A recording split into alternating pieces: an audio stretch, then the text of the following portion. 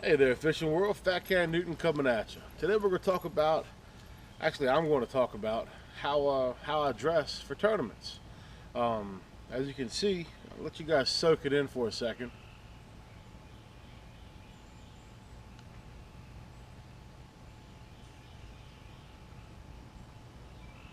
There you go. This is how I dress for local tournaments. If I was going to go to a bigger tournament like a BASS tournament or FLW tournament, in that case, I'd wear my jersey that's covered in sponsors. I mean, covered in sponsors. And just about everybody on there, they give me probably about 10% off of baits and such. So, I got a lot of sponsors that do that for me. But anyways, this right here is what I wear to all my local tournaments. I like to wear an extra medium shirt, and I've been doing this forever, and this stuff didn't happen overnight. Like the Mayans, they didn't build Rome in a day. I put this stuff together over a period of time. I've been dressing like this probably since '87. So you see a lot of pros on tour, they kind of, they bit my style. Like I say, extra medium shirt, Gerald Swindell. That dude dresses like me, I mean, except for the short shorts to a T, you know what I mean? Me and him have similar builds and everything. I like to wear short sleeves, kind of, hey, sun's out, guns out, you know what I mean? Just like Swindell. And then the short shorts, I know who you guys are thinking about. Tommy Biffle. Well, the difference between me and Tommy Biffle is that, his a little bit tighter. His shorts are so tight that you can count the change in the pocket.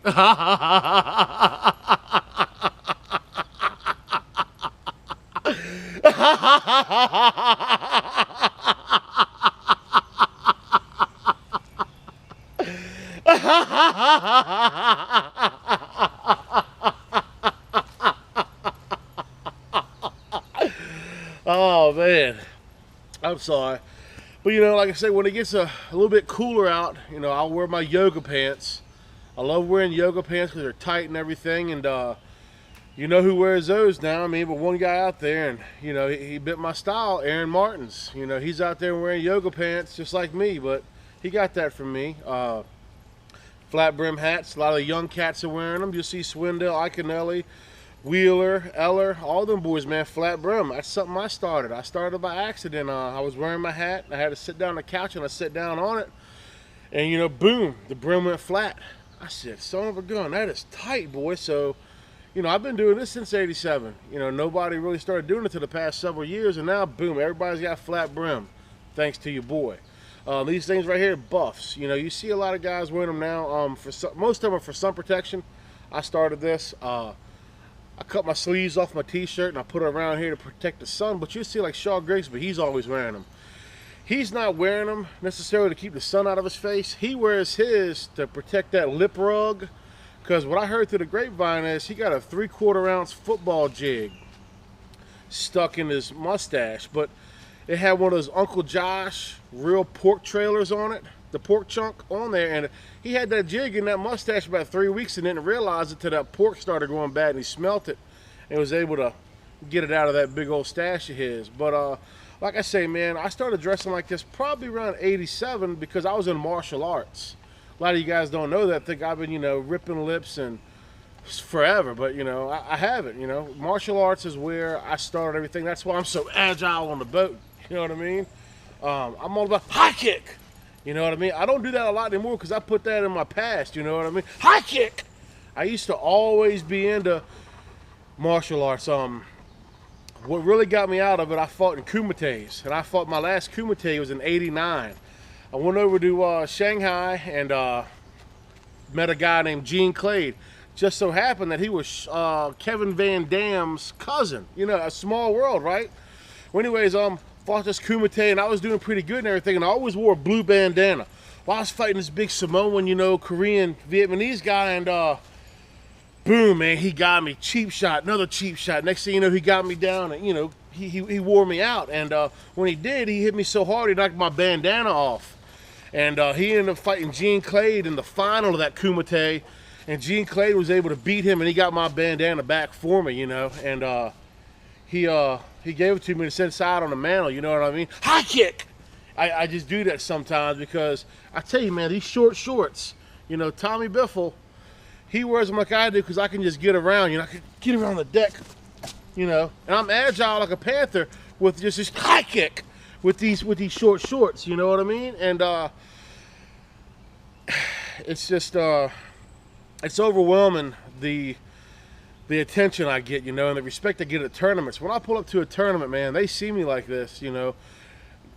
You just hear the guys say, "Serious?" Because they know, man, that I am serious about what I do. When I pull up there, I'm wearing this, I'm dressed up wall to wall, treetop tall, baby. I ain't playing no games. Looking like this, I'm going to show this off, you know what I mean? I know what you ladies are thinking. How can a guy be this big and look as good?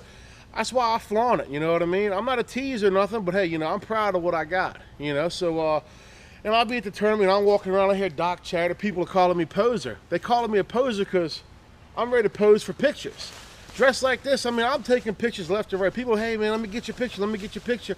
And I just happen to be walking down the sidewalk somewhere and people just taking random pictures of me. Don't even ask me because you don't see somebody that looks as good as me all the time dressed like this, you know what I mean?